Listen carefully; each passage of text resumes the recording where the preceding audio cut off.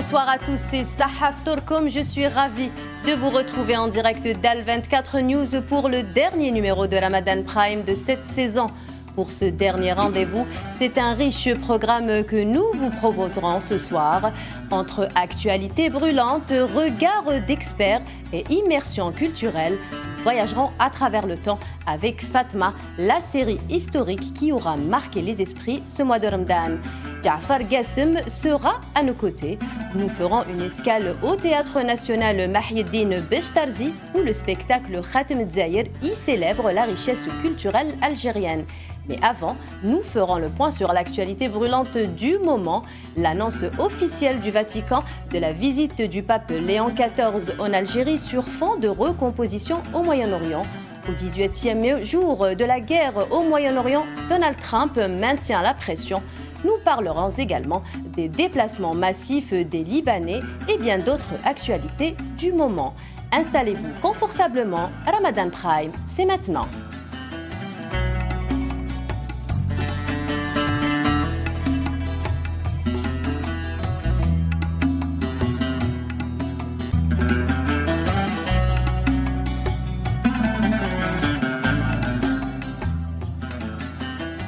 Alors pour débattre et décrypter l'actualité en cette première partie de l'émission, m'accompagnent ce soir comme à l'accoutumée vos chroniqueurs. Tinhinan Mankassi, bonsoir et Sahaf Torek. Bonsoir Imen, Sahaf Torek, bonsoir à mes co-chroniqueurs et bonsoir à l'ensemble de nos téléspectateurs, bien évidemment, Sahaf Torek.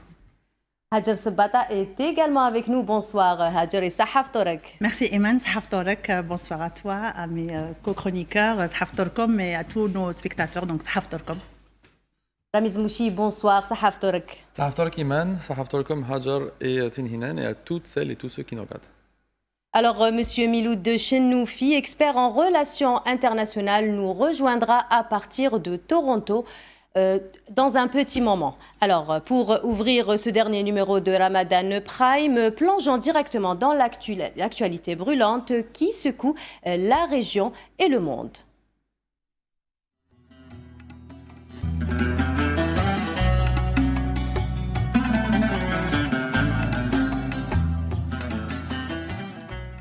Alors, le Vatican a levé le voile sur le programme officiel de la visite du pape Léon XIV en Algérie. Un rendez-vous historique qui marque un moment fort pour le dialogue interreligieux. Cette visite s'inscrit dans un contexte régional complexe, alors que le Moyen-Orient traverse d'importantes recompositions politiques. En Algérie, elle suscite déjà de grandes attentes, tout autant sur le plan diplomatique que spirituel, offrant une occasion unique de rencontre et d'échange. Alors, Tinhinan Makassi, quelle portée diplomatique revêt la visite du pape Léon XIV en Algérie dans un contexte régional déjà marqué par des tensions au Moyen-Orient ? Alors, cette visite s'inscrit déjà dans l'ouverture diplomatique de l'Algérie. C'est un chef d'État, c'est un chef spirituel, c'est le chef du clergé et de l'Église. Le fait qu'il vienne à Alger, que sa première visite en Afrique et dans un pays arabe soit l'Algérie, prouve que l'Algérie est ouverte à la diplomatie internationale.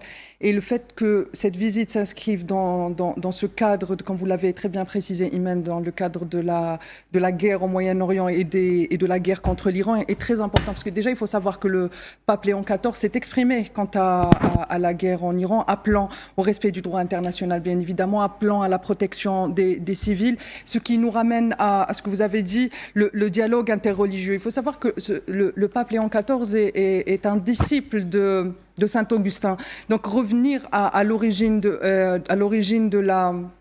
j'ai pas envie de dire de la chrétienté, mais à ses origines religieuses, à ses origines spirituelles qui sont profondément inscrites dans l'histoire de l'Algérie est une portée symbolique très, très puissante non seulement pour l'Algérie, mais surtout pour l'ensemble des chrétiens. Et sur le plan politique, on voit déjà les réactions des extrêmes droites, en particulier en France, qui commencent déjà à critiquer cette visite et le fait qu'elle se confirme déjà en moins 15 jours avant son déplacement, qu'il ait confirmé son itinéraire, qu'il ait confirmé le logo, comme le disait tout à l'heure Rami, s'inscrit aussi dans l'importance que porte cette visite, non pas pour l'Algérie seulement, mais surtout l'importance qu'elle porte pour le Vatican. Cette visite en Algérie est très importante. Déjà, entre l'Italie et l'Algérie, il y a une grande histoire d'amitié, il y a une grande histoire de liens fraternels qui lient les deux pays, qui remontent au temps de l'indépendance de l'Algérie. On connaît la portée qu'a eu notre révolution, en particulier en Italie, où il y a eu beaucoup d'amis de la révolution algérienne. D'ailleurs, le président italien lui-même fait partie de ces amis de l'Algérie. Jeune, il a soutenu et s'est engagé en faveur de l'indépendance de l'Algérie. Donc, ramener aussi ce volet religieux à Alger et réouvrir les portes du dialogue, parce qu'il ne faut pas oublier que le dialogue interreligieux ne s'est jamais fermé en Algérie. Il y a encore le diocèse, il est là, il accueille les gens. Il y a les églises aussi qui sont ouvertes et elles accueillent les gens également. Mais le fait que ce soit le patron, le chef de l'église, nous ramène à l'importance justement de relancer ce débat, que ce soit en Afrique, mais aussi dans le monde arabe. Mais au-delà de l'aspect officiel, Tinhine El-Makassi, comment cette visite peut-elle renforcer le dialogue interreligieux et culturel au sein de la société algérienne ? Alors, au sein de la culture algérienne et de la société algérienne, on a tendance à croire que le dialogue interreligieux, il est fermé, alors que pas du tout. Quand on s'inscrit dans le débat de la spiritualité, on sent chez le peuple algérien qu'on est curieux et surtout assoiffé de religiosité, mais surtout de dialogue avec les autres religions. L'Algérien n'est pas fermé aux autres religions qui l'entourent. L'Algérien n'est absolument pas contre qu'on parle de religion. D'ailleurs, même sur notre religion nous-mêmes, on s'interroge, on discute. On le voit aussi. C'est un débat qui est inscrit dans la politique nationale. C'est un débat qui est inscrit dans le cadre de notre quotidien. La religion, elle est ancrée. La venue du pape Léon XIV Léon XIV apporte un nouveau souffle dans le cadre du débat, mais beaucoup plus dans le cadre du débat de l'autre côté de la Méditerranée, j'ai envie de dire. Parce que nous, on est dans des sociétés, ici en Afrique en général, et en particulier en Algérie et en Afrique du Nord, on est déjà inscrit dans la valeur du religieux. Donc c'est beaucoup plus une ouverture qui se fera pour l'autre côté de la Méditerranée, où on sent des sociétés qui sont en perte de valeurs et en perte de pratiques religieuses et en perte de notions de spiritualité. Tinhine El-Makassi, je vais vous rajouter une question. Cette visite a été interprétée comme un signal fort. Le Vatican a fait de l'Algérie la première étape d'une tournée africaine pour le pape Léon XIV. Et cela dénote encore une fois de l'influence diplomatique de l'Algérie dans son environnement naturel, qui est le bassin méditerranéen, en plus du continent africain. Bien évidemment, l'Algérie, c'est la porte de l'Afrique. C'est le plus grand pays d'Afrique en termes de superficie. Et l'Algérie, elle a de par son grand Sahara, elle a accès à l'Afrique directement. Donc, c'est les frontières naturelles de l'Algérie. Et surtout, le fait qu'il commence en Algérie, bien que l'Algérie soit un pays musulman, prouve justement cette capacité de l'Algérie non, j'ai pas envie de dire à s'ouvrir, mais cette capacité de l'Algérie à être le lien, à être le pont, à être la passerelle entre les cultures, à être la passerelle entre les peuples, à être la passerelle entre... On est un pays continent, on est un pays qui est riche de multitudes de langues, on est un pays qui est riche de multitudes de patrimoine, d'une histoire 3 fois millénaire, et même les Africains, nos frères africains reconnaissent en Algérie cette portée qu'elle a de s'ouvrir, cette portée qu'elle a d'être un pan,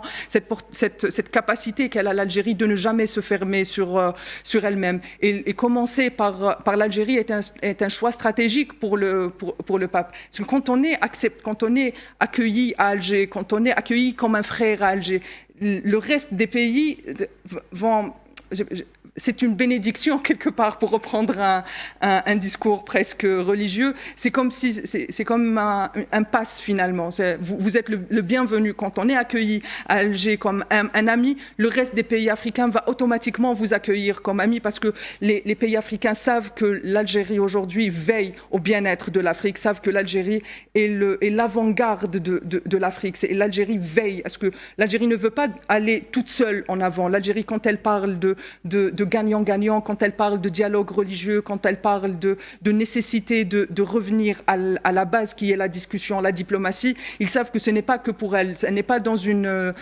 démarche unilatérale. Ils savent qu'on s'inscrit toujours dans le groupe, dans le collectif. Léon XIV a eu un choix très stratégique de commencer par l'Algérie. D'abord, il y a cette importance qu'a Saint-Augustin, même au sein du clergé, au sein de la chrétienté, le fait qu'il ait marqué cette histoire des chrétiens de partout dans le monde. Partout dans le monde, il a marqué cette histoire. Donc le fait de commencer sur Alger, c'est vraiment une façon de venir en ami finalement. Merci Tin Hinan. Alors, dans le sillage de cette visite historique, les regards se tournent vers le Moyen-Orient, où la guerre redessine les équilibres régionaux. Parmi les principaux acteurs, les Émirats arabes unis apparaissent comme l'un des grands perdants de ce conflit, confrontés à des choix stratégiques difficiles et à une influence affaiblie sur la scène régionale. Un contexte complexe qui illustre combien la stabilité et la diplomatie restent des enjeux cruciaux pour toute la région. Monsieur Miloud Chenoufi, êtes-vous parmi nous ce soir? Vous êtes là? Je suis là. Oui, bonsoir Monsieur Chenoufi. Merci d'avoir accepté notre invitation. Merci de m'avoir invité. Merci à vous. Alors, avant d'entamer le débat sur les Émirats arabes unis, l'armée sioniste affirme avoir assassiné les Iraniens, les Iraniens confirment la mort de Ali Larijani en Iran. Pouvez-vous nous faire un commentaire sur cette mort, s'il vous plaît? Bien, le fait qu'un homme de son envergure, qui se trouve à la tête du Conseil de la sécurité en Iran, soit ciblé par les Israéliens ne doit étonner personne. C'est une méthode qui a été la leur depuis très longtemps. Depuis l'époque où ils assassinaient les leaders palestiniens, pas uniquement ceux du Hamas, mais également ceux de l'OLP. Ils l'ont fait également au Liban en assassinant le leader du Hezbollah. Donc, il est tout à fait, ça rentre dans la logique de l'action israélienne de cibler un homme pareil. Maintenant, il y a d'autres dimensions à cet assassinat-là, parce que Monsieur Larijani a été l'un des pilotes de la négociation iranienne avec les Américains, notamment à l'époque d'Obama, où on est parvenu en fait à un accord entre les Américains et les Iraniens, ce qui fait que c'est, tout en étant un homme qui a montré qu'il était capable d'être un dirigeant en temps de guerre, c'est aussi un homme qui est capable de diplomatie, qui est capable de négociation et de dialogue. Et ça m'amène à un troisième point pour dire que cet assassinat correspond à une escalade de la part des Israéliens qui veulent absolument garder les États-Unis dans la guerre. Parce que, voyez-vous, cette guerre est une guerre d'abord et avant tout d'Israël. Elle la veut pour procéder à un changement de régime et substituer au pouvoir iranien un État faible à l'architecture institutionnelle fragile qui accepte de s'auto-exclure de toutes les équations politiques régionales. Or, les objectifs du côté américain ne sont pas du tout clairs et par conséquent, il a été question récemment de trouver une issue à cette guerre-là qui ne comprend pas, si vous voulez, le changement de régime et cela n'arrange pas Israël. Un tel acte est une escalade qui va provoquer, bien entendu, la réaction des Iraniens qui ne resteront pas les bras croisés et cette réaction est censée maintenir les États-Unis dans la guerre. Ce matin, Monsieur Chenoufi, l'entité sioniste a confirmé cet acte quand même qui est assez barbare. Que peut-on en déduire réellement? c'est un peu ce que je viens d'expliquer. C'est vider un peu la scène politique en Iran. Oui, c'est ça. En fait, l'Arijani n'est pas le seul à être ciblé. Hein. Donc, la stratégie israélienne a toujours été de décapiter, de neutraliser les leaderships dans les entités qui lui font face, que ce soit des États ou que ce soit des groupes de résistants. C'est pas nouveau, c'est quelque chose qui se répète génération après génération. Maintenant, dans le cas iranien, c'est un peu plus compliqué parce que, voyez-vous, la structure institutionnelle de l'Iran est complètement différente de, par exemple, la structure institutionnelle en Syrie ou en Irak ou même en Libye, où décapiter le système conduit à l'effondrement du système. Ici, en Iran, on voit bien que cette stratégie-là de cibler des têtes pensantes ou des têtes dirigeantes peut être encore mitigée par les Iraniens à travers toute une série de successions ou toute une série de plans de succession. Donc, si vous voulez, c'est vrai que d'un côté, un homme comme l'Arijani est une perte immense du côté de l'Iran à cause de son expérience, à cause de sa connaissance des dossiers, à cause de sa connaissance du système iranien et à cause, en fait, de ses habiletés diplomatiques et de sa connaissance des négociateurs américains. C'est une perte considérable. Mais cela ne suffit pas pour dire que le lendemain, le système va s'effondrer. Vous savez, Israël a convaincu le président Trump de se lancer dans la guerre en la lui vendant selon la logique qu'il suffit juste de tuer les dirigeants pour que tout s'effondre. On a vu avec l'assassinat du guide suprême que cela ne s'est pas produit. Je ne crois pas que ça soit suffisant pour que cela se produise avec l'assassinat de l'Arijani. Mais on peut dire que c'est une guerre psychologique, Monsieur Chenoufi. Donc, quel enjeu cette guerre psychologique? En fait, l'idée est de dire que si on parvient à atteindre le sommet de l'État et des têtes aussi importantes dans l'architecture institutionnelle iranienne que le guide suprême ou que l'Arijani, l'idée est d'essayer de convaincre les Iraniens qu'il n'y a pas lieu de résister. Ça, c'est d'une part. Puis, d'autre part, ce n'est pas uniquement une action psychologique. Parce que, voyez-vous, n'importe quel État a besoin d'institutions, mais il a besoin de dirigeants également. Donc, le privé d'un dirigeant de cette qualité-là, c'est effectivement porter un certain préjudice à l'ensemble de l'édifice. Mais comme je le disais tout à l'heure, ce n'est pas encore suffisant pour que ça soit le cas. Alors, pour revenir maintenant à la question de la guerre psychologique, rappelez-vous, l'autre argument de vente que les Israéliens ont utilisé avec le président iranien, c'était de lui dire qu'il y aura automatiquement une révolte iranienne qui va permettre ou provoquer l'effondrement du pouvoir iranien. Il suffit juste de cibler les grosses têtes qui existent à la tête de l'Iran. Et donc, on est encore dans cette logique-là, même si elle repose sur, clairement, une méconnaissance de la réalité en Iran. Bien sûr, il existe une infime minorité qui souhaiterait justement s'allier aux Américains et aux Iraniens, on le voit notamment dans les diasporas, et provoquer un changement avec les bombes américaines et israéliennes.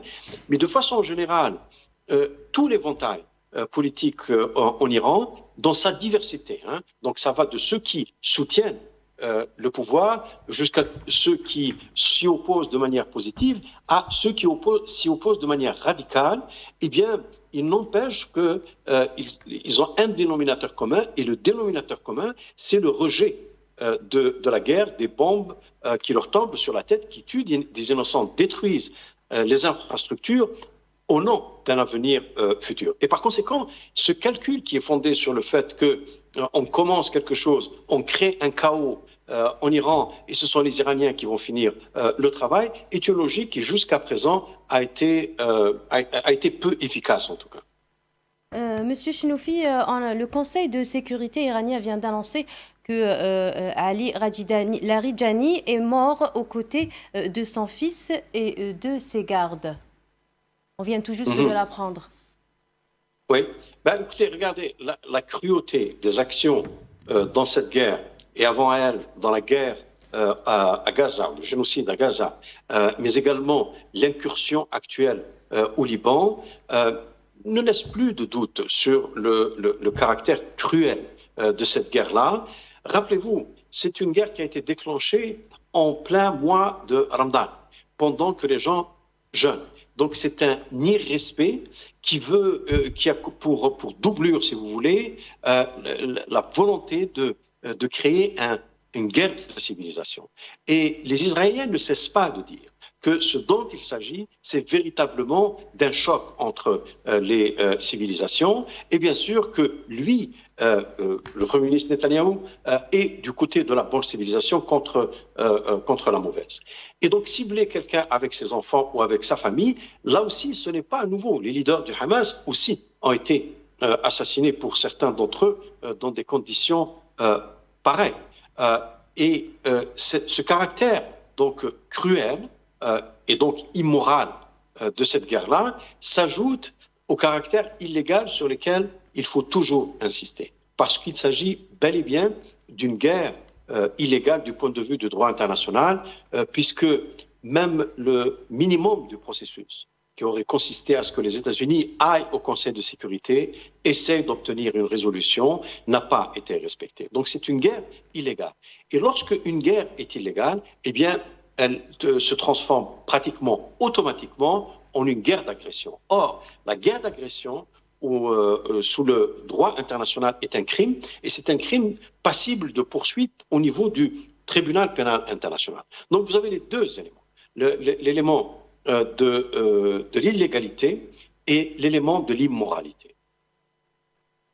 Merci, Monsieur Chenoufi. Alors, nous allons un peu revenir aux Émirats arabes unis qui apparaissent comme l'un des grands perdants de ce conflit. Qu'est-ce que les Émirats arabes unis payent? Est-ce que, justement, ils payent le prix d'une instrumentalisation par l'entité sioniste et l'Occident de sa politique extérieure au détriment de son voisinage proche et lointain, en ayant contribué à propager un climat d'insécurité et de déstabilisation? Voici ce qu'ils se voient pris dans l'engrenage d'intérêts géopolitiques qui les dépassent. En fait, vous savez, la vérité est que ce qui s'applique aux Émirats arabes unis s'applique également à pratiquement l'ensemble des monarchies du Golfe. Ce sont des États qui se sont constitués depuis le départ. La première dans les années 20 et les années 30, ensuite dans les années 60 et enfin dans les années 70 pour ce qui est des Émirats arabes unis. Ce sont des États qui se sont constitués comme étant des postes avancés de l'hégémonie américaine dans la région. C'est-à-dire que ce sont des États qui n'ont jamais, à aucun moment, revendiqué quelque forme d'autonomie stratégique que ce soit. Et par conséquent, ils ont lié leur destin aux États-Unis, et notamment sur le plan de la sécurité.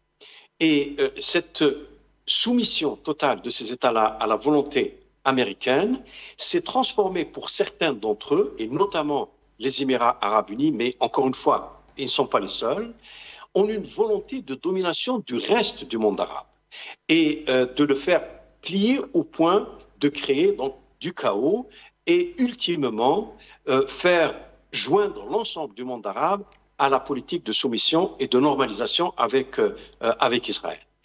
Et dans cette politique à la fois de soumission aux États-Unis et de manipulation ailleurs dans le monde arabe, eh bien, était inclus le fait d'accueillir des bases militaires américaines. Et en le faisant, il devenait automatiquement une cible pendant une guerre comme celle qui se déroule sous nos yeux. Et je crois que la justification qu'on entendait dans les pays du Golfe était de dire que dans une zone aussi turbulente que le Moyen-Orient, c'est le meilleur moyen que nous avons trouvé pour assurer à la fois notre sécurité et notre prospérité. Or, c'est la partie du deal de leur côté, c'est-à-dire la sécurité et aussi l'économie, qui s'effondrent comme un château de cartes, maintenant que les Américains ont décidé de lancer une guerre sans même les consulter. Donc, en les utilisant comme base arrière, comme rampe de lancement de leurs attaques sur l'Iran, sans les consulter. Et par conséquent, une telle politique ne pouvait pas ne pas avoir de conséquences, et c'est à peu près ce que ces pays-là vivent aujourd'hui. Merci, Monsieur Chenoufi. Restez avec nous. On revient juste après une courte pause.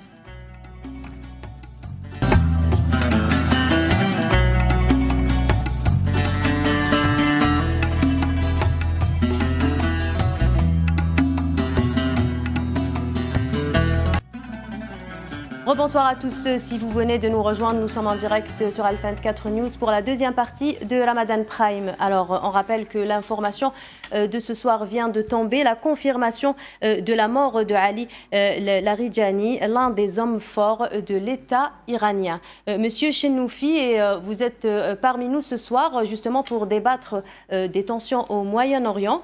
Nous allons parler un peu de Donald Trump qui souhaitait établir une coalition internationale pour contrôler le détroit d'Ormuz, mais plusieurs pays, dont la France et le Royaume-Uni, ont refusé de suivre l'initiative, aux grandes dames du locataire de la Maison-Blanche qui a exprimé sa déception. Je vous propose de regarder un sujet signé Safwan Ben Sabri et on revient au débat. Washington lâché par ses alliés. L'initiative de Donald Trump pour contrôler le détroit d'Ormuz par un déploiement militaire a été accueillie froidement par les alliés de longue date de Washington. Le président américain est même allé chercher au-delà de la sphère occidentale, même son de cloche. Aucun pays asiatique n'a jugé bon de se joindre aux États-Unis. Donald Trump a exprimé sa déception en conférence de presse. Force est de constater le manque d'enthousiasme de nombreux pays. De nombreux pays m'ont fait savoir qu'ils s'y mettaient. Certains sont très enthousiastes, d'autres moins. Parmi eux, il y a des pays que nous aidons depuis très nombreuses années, que nous avons protégés contre d'horribles menaces extérieures et qui ne sont pas montrés très enthousiastes. Or, le niveau d'enthousiasme compte beaucoup pour moi. Les alliés historiques des États-Unis tels que le Royaume-Uni ont montré peu d'entrain à l'heure de rejoindre Trump dans une énième aventure au Moyen-Orient, alors que les précédentes se sont toutes soldées par des échecs. De même pour la France, Emmanuel Macron a annoncé qu'il était hors de question pour la France de prendre part à des opérations d'ouverture du détroit d'Ormuz. De tels désaveux témoignent de l'isolement relatif des États-Unis dans cette guerre menée pour le compte de l'entité sioniste, et ce, de l'aveu de Donald Trump lui-même qui a reconnu hier que les États-Unis n'auraient peut-être pas dû lancer cette opération. Alors c'est un sujet signé Safwan Ben Sabri. On rappelle que le Japon, l'Allemagne et l'Australie ont également refusé de s'allier à Donald Trump. Comment le refus des Européens, comment peut-on voir le refus des Européens de s'engager militairement contre l'Iran, Monsieur Chenoufi? Est-ce que ça marque un tournant dans les relations transatlantiques ou reflète-t-il simplement une volonté de privilégier le dialogue et la stabilité régionale? On ne peut pas aller jusqu'à dire qu'il s'agit d'une rupture entre les alliés d'hier.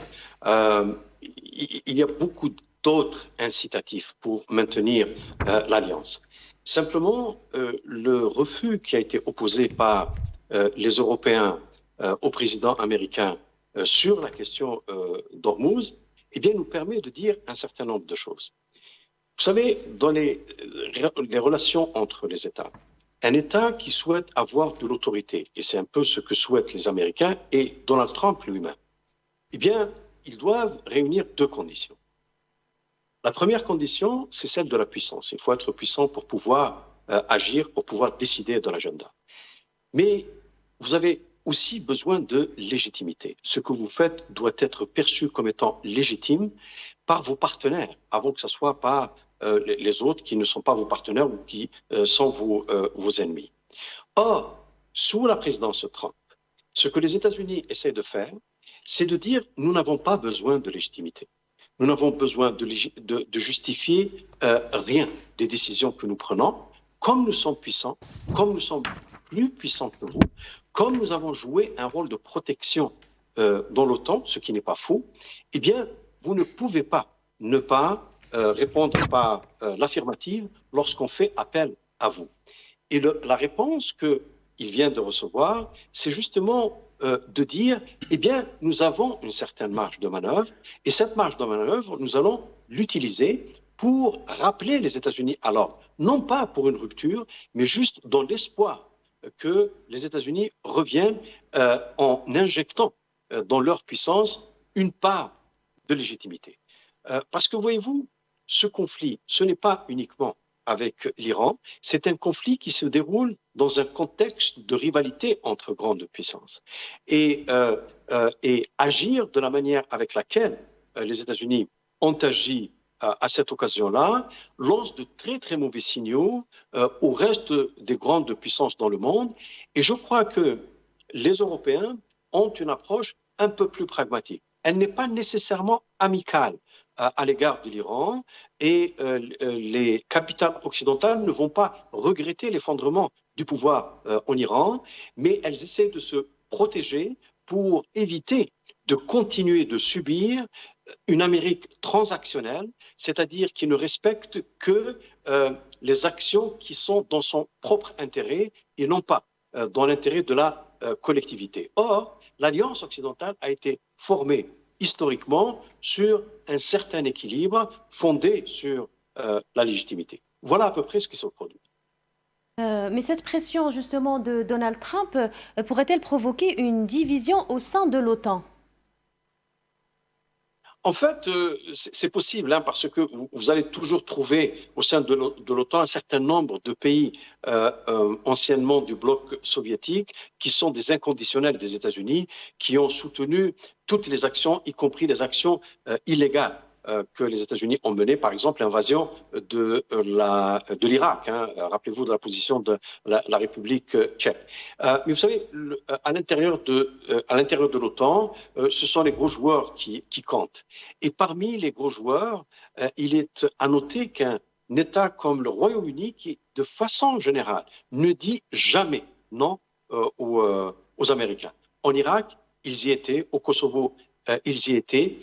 Lorsque, à l'époque du président Biden, il était question de former une sorte d'OTAN en Asie avec l'Australie, ils ont accepté de le faire pour isoler la Chine et l'endiguer sur place. Bref, ils ne disent pratiquement jamais non aux Américains. Le fait que cette fois-ci, vous avez cette réticence, cette critique de la guerre, témoigne du fait que les gros joueurs au sein de l'OTAN essayent d'envoyer un message aux Américains pour leur dire que ce genre d'improvisation et cette incompétence portent un préjudice pas seulement aux États-Unis, mais à l'ensemble de l'Alliance. Mais Monsieur Chenoufi, cette prudence traduit-elle une réelle volonté de négocier avec l'Iran ou s'agit-il surtout d'un calcul politique pour ménager ses alliés et l'opinion publique ? Mais en fait, les Américains sont l'acteur principal pour dire est-ce qu'il y aura négociation ou pas avec l'Iran. C'est comme ça que ça s'est passé dans le passé. Chaque fois qu'il y a eu des négociations, les Européens ont suivi. Hein. Et lorsque, rappelez-vous, un accord avait été conclu entre l'Iran et les États-Unis sous Obama, les entreprises européennes s'étaient bousculées au portail de l'Iran pour retourner sur le marché iranien. Vous savez que c'est un marché qui est très important. Il y a beaucoup d'énergie, beaucoup de matières premières, etc. à exploiter. Malheureusement, lorsque les États-Unis décident de se retirer des négociations, comme Trump l'a fait, eh bien, les Européens ne prennent jamais d'initiative pour relancer la diplomatie avec l'Iran. Eh bien, tout simplement parce que les Américains considèrent que le Moyen-Orient leur appartient d'une certaine manière et que c'est à eux de décider de ce qui doit être fait. Ce qui me ramène à une question que vous m'avez posée tout à l'heure sur les Émirats arabes unis et sur les pays du Golfe, eh bien, leur politique a toujours conforté, si vous voulez, les États-Unis dans cette conviction tout à fait problématique qu'ils sont les maîtres du Moyen-Orient. S'ils sont les maîtres du Moyen-Orient, eh bien, chaque fois qu'il y a un rejet, un refus, une résistance, eh bien, la réponse, c'est quoi? C'est une brutalité aussi aveugle que celle que nous voyons depuis quelques semaines. Tinhinan Makassi, face à cette ambiguïté, comment les pays de la région interprètent-ils les signaux américains et quelles conséquences cela peut-il avoir sur l'évolution de cette guerre? Je pense que les pays de la région l'ont très bien compris qu'aujourd'hui, les États-Unis, ce qui compte pour elles, je pense que même pour les pays européens, ils ont compris que les États-Unis, dans le projet, ou tout du moins dans le projet de l'administration actuelle ou l'administration Trump, ce qui compte pour eux, c'est les intérêts américains. Trump, quand il dit que America First, peut-être qu'on avait très mal interprété le America First, peut-être qu'il n'était pas question que de l'Amérique à l'intérieur. Peut-être aussi, il est question de protéger l'ensemble des intérêts américains. Sauf qu'il y a comme M. Chenoufi le disait tout à l'heure, il y a une sorte d'ambiguïté parce qu'il y a un duo qui est les États-Unis et l'entité sioniste, donc qui est son allié traditionnel. Et là, il y a une divergence sur les intérêts. Et même les pays du Moyen-Orient sont aujourd'hui face à une administration qui est dans l'ambiguïté, qui a des objectifs qui ne sont pas clairs, bien évidemment. Pour l'ensemble des pays de la région, un changement de régime je dis régime pour reprendre le récit qu'on nous dit souvent, un changement à la tête de l'Iran et serait le bienvenu, bien évidemment, pour l'ensemble des pays de la région. On a mis l'Iran dans ce qu'ils ont appelé l'axe du mal. Donc un changement aujourd'hui un changement à l'intérieur de l'Iran serait bien reçu et par l'Europe et par les pays alliés de l'Europe, donc l'ensemble des pays qui sont membres de l'OTAN, l'ensemble des pays les 27 de l'Union européenne, mais surtout par les pays du Moyen-Orient également. Cette idée serait la bienvenue. Face à ce qui est aujourd'hui j'ai envie de dire l'agression directe de l'Iran et la mise de côté des intérêts des pays du Golfe, en particulier les pays comme les Émirats arabes unis qui ont signé les accords d'Abraham. Parce qu'en signant les accords d'Abraham, il y a bien évidemment il y a des intérêts directs pour ces pays. Mais même dans le cadre de ce circuit, les États-Unis ont toujours négocié avec les pays du Golfe ou les pays arabes en général, disons que reconnaissance de l'entité sioniste équivaut à un privilège quelque part, à des relations privilégiées avec les États-Unis. Mais on voit qu'aujourd'hui, même avec même avec les accords d'Abraham, cette espèce de privilège ou de VIP dans le circuit des États-Unis n'est pas respecté. Cela dit, les pays arabes, je pense que ça fait déjà un moment que si on prend l'Arabie Saoudite ou le sultanat de Oman, ça fait déjà un bon moment qu'ils ont commencé à essayer de diversifier leurs rapports, diversifier leurs accords, diversifier leurs alliés. Je fais référence à la Chine. C'est quand même la Chine qui a négocié entre l'Iran et les États-Unis la reprise des relations diplomatiques. Les monarchies ou les pays du Golfe aujourd'hui sont conscients que le fait d'avoir misé leur sécurité sur les États-Unis, le fait d'avoir misé leur sort finalement, d'avoir mis leur sort entre les mains des États-Unis n'est pas un pari gagnant à long terme. Ils ont déjà commencé à essayer de diversifier.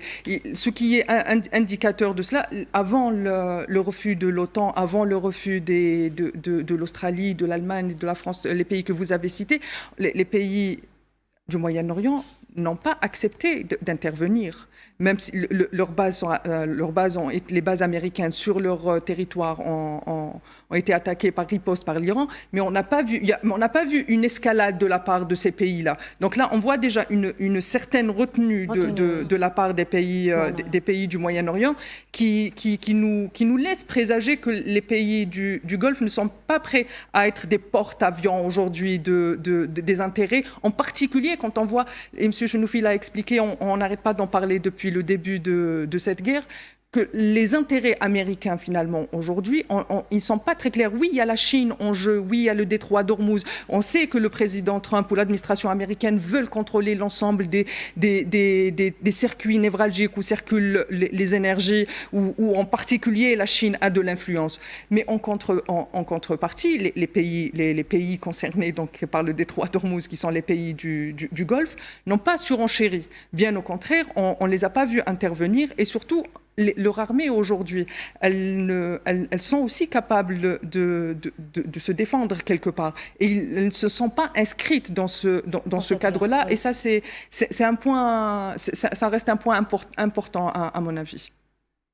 Alors, on reste toujours au Moyen-Orient où l'insécurité alimentaire dans le monde pourrait atteindre un nouveau record, justement en raison de cette guerre. C'est l'alerte émise par le Programme alimentaire mondial de l'ONU qui a estimé que si le conflit se prolonge jusqu'en juin, 45 millions de personnes supplémentaires pourraient être plongées dans une situation de famine en raison de la hausse des prix. Un sujet signé Neila Aït-Hamouda.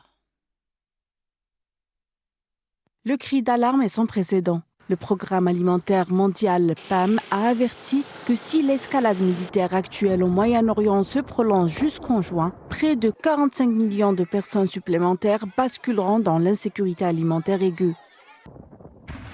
Alors que le conflit s'intensifie, les répercussions ne se limitent plus aux lignes de front. Selon Carlos Co, directeur exécutif adjoint du PAM, le monde fait face à une tempête parfaite. Si l'instabilité persiste au-delà du second trimestre, le bilan mondial de la faim pourrait atteindre les 364 millions de personnes, dépassant le pic atteint lors du déclenchement du conflit en Ukraine en 2022. Le coupable de cette onde de choc, l'énergie. Depuis fin février, en réponse à l'offensive américano-sioniste, Téhéran a verrouillé le détroit d'Ormuz. 1/5 du pétrole mondial est transit. Résultat, un baril qui stagne au-dessus de la barre fatidique des $100. Pour le PAM, l'équation est mathématique. Quand le pétrole flambe, le prix de l'assiette explose. Le transport des denrées devient hors de prix pour les nations les plus pauvres. Au cœur de cette tempête, Gaza reste l'épicentre du drame. Ici, la théorie des chiffres laisse place à une survie minute par minute. Déjà asphyxiée par le génocide sioniste, la population subit de plein fouet cette inflation mondiale. Actuellement, plus de 500 000 Palestiniens à Gaza sont déjà en situation de famine imminente. Le PAM rapporte que seulement 47% des besoins caloriques quotidiens parviennent à entrer dans le territoire, les opérations étant régulièrement suspendues par manque de sécurité et de carburant. Effet domino, si les armes ne se taisent pas d'ici juin, ce qui se passe à Gaza ne sera plus une exception locale, mais le miroir de ce qui pourrait arriver à l'échelle régionale. Monsieur Chenoufi, on va un peu rebondir sur le sujet de Neila Aït-Hamouda. Donc, par rapport justement aux conséquences de ces guerres, des conséquences humanitaires, économiques et sécuritaires. En fait, avec beaucoup de tristesse, je vais dire que ce n'est pas la famine dans le monde qui va pousser Donald Trump à mettre un terme à cette guerre-là, puisque c'est une question qu'il est capable d'ignorer totalement, de la même manière qu'il a ignoré à Gaza et ailleurs. Par contre, cette guerre-là provoque d'autres perturbations économiques, bien sûr, la hausse du prix de l'énergie, qui va se répercuter en inflation. Et l'inflation est un sujet qui est très sensible aux États-Unis. Le mouvement politique populiste que le président Donald Trump a incarné consistait justement à dire qu'il fallait pratiquer une politique qui privilégie donc la qualité de vie des Américains au lieu d'aller s'engager dans des aventures guerrières à l'étranger. Par conséquent, si une inflation devient importante aux États-Unis, et vous savez que même aux États-Unis, on commence à parler même d'un risque de récession, eh bien, le coût politique qui est associé à cela va devenir insupportable aux yeux de Trump et de ses alliés. Vous savez que dans quelques mois, les États-Unis vont rentrer dans une saison électorale pour le renouvellement de la moitié du Congrès américain. Et si les conséquences de cette guerre-là se poursuivent ou prennent en importance, eh bien, le coût électoral pour Trump risque d'être très grand. Ce sont ces facteurs-là qui risquent d'amener Trump à essayer de trouver une solution plutôt que malheureusement les enfants décharnés au visage émacié qui meurent de faim. Et puis vous avez un autre facteur, c'est le facteur israélien.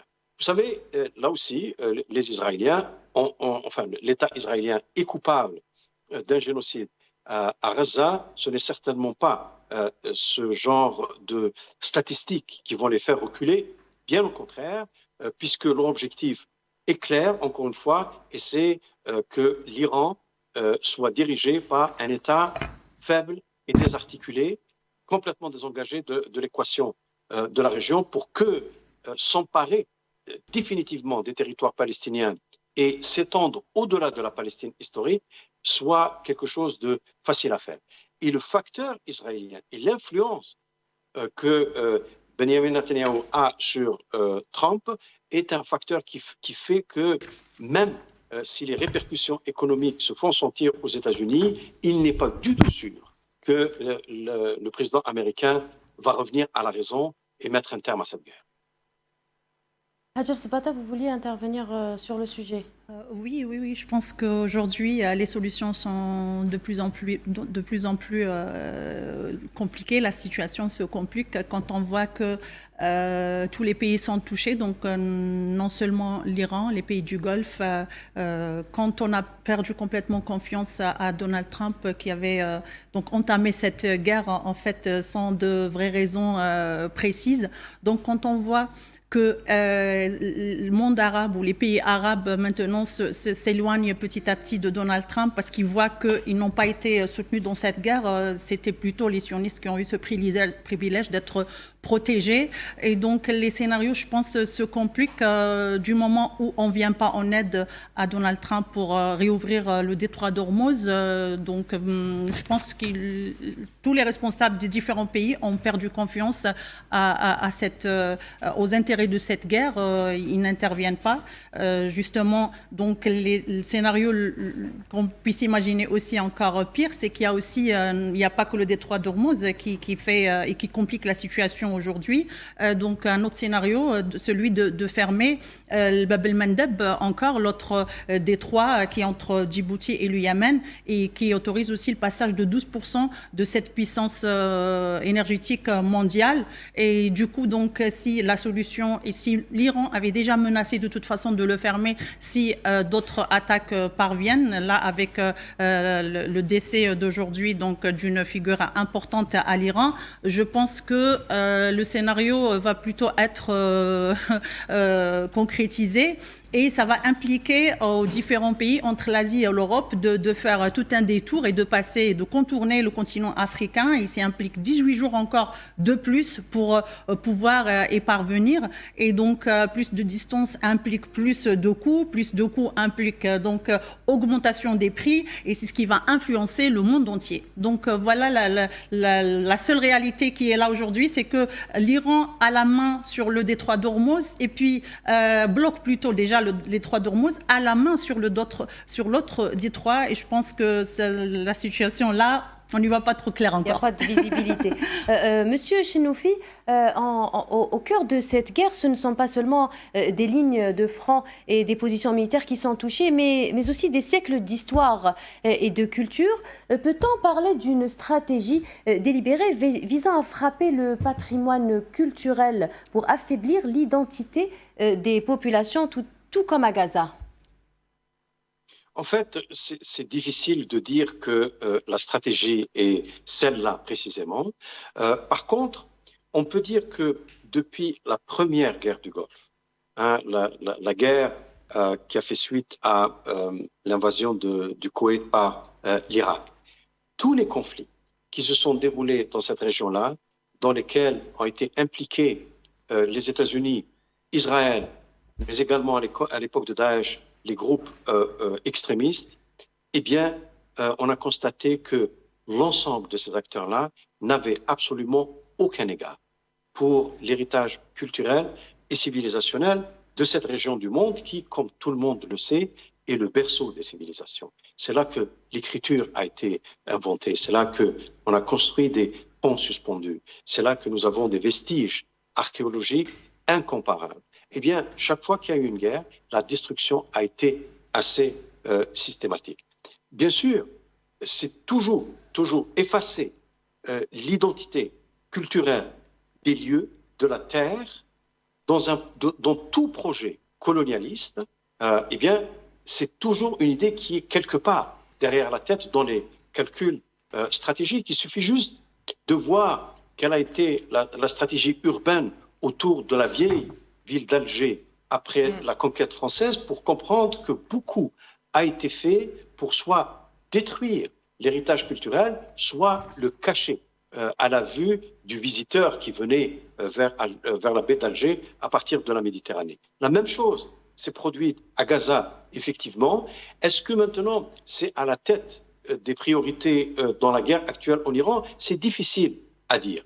Par contre, une chose est certaine, c'est que si jamais il y a destruction d'héritage culturel et civilisationnel, croyez-moi, il n'y aura pas beaucoup de remords auprès de ceux qui auront appuyé sur le bouton. Merci beaucoup, Monsieur Chenoufi, d'avoir été avec nous. Tinhinel Makassi, vous vouliez justement rebondir brièvement sur le sujet. Je pense que on l'a vu maintenant, la domination occidentale, la domination blanche sur le tiers-monde, la domination de ce qu'ils appellent, eux, la civilisation. La colonisation s'est appelée mission civilisatrice. Donc l'épuration ethnique et le fait d'effacer le patrimoine, l'identité des populations, je pense que ça fait partie à long terme, bien évidemment, M. Chenoufi le dit là tout de suite, on ne calcule pas, on ne va pas se dire, mais à long terme, dans l'objectif de l'Occident, dans l'objectif de ses alliés, c'est de réduire à néant tout ce qui ressemble à la civilisation du tiers-monde, à la civilisation du monde arabo-musulman ou du monde africain ou sud-américain aussi. Merci Tinhinel Makassi, merci Monsieur Chenoufi d'avoir été avec nous. Nous marquons une petite pause et on revient juste après.